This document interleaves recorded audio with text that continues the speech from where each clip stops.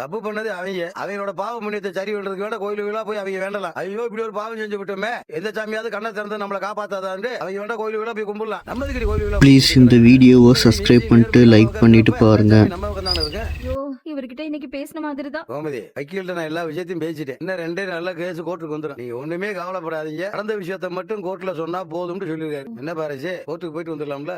போயிட்டு வந்துடலாம்ப்பா. ஏங்க உங்க கால் வலி இப்ப எப்படி இருக்கு? கால் வலி என்ன திடீர்னு கூடுது திடீர்னு குறையுது. இன்னொரு 1 வாரம் கழிச்சு தான் வலி குறையும் போல. இல்ல இந்த கால் வலி வச்சுக்கிட்டு ப்ளீஸ் இந்த வீடியோவை சப்ஸ்கிரைப் பண்ணிட்டு லைக் பண்ணிட்டு பாருங்க.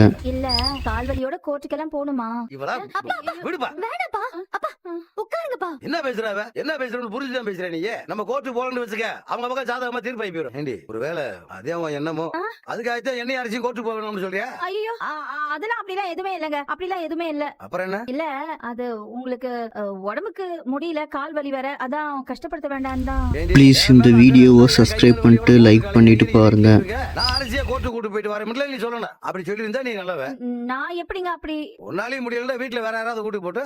இல்லங்க நான் என்ன சொல். அந்த கேடு கட்டவனுக்கு எப்படா தண்டனை வாங்கி கொடுக்கறது ராத்திரி போல நான் தூங்காம யோசிக்கிறேன். நீ என்னடா கோர்ட்டு போக வேணாம்ன்ற? இப்போதைக்கு எனக்கு அரசியை பத்தி மட்டும்தான் யோசனை போய்க்க. நான் தெரியாம ஏதோ நினைச்சு பேசிட்டேங்க. நீங்க விடுங்க. ஓ முருகா. ஆல்ரெடி ப்ளீஸ் இந்த வீடியோவை சப்ஸ்கிரைப் பண்ணிட்டு லைக் பண்ணிட்டு பாருங்க.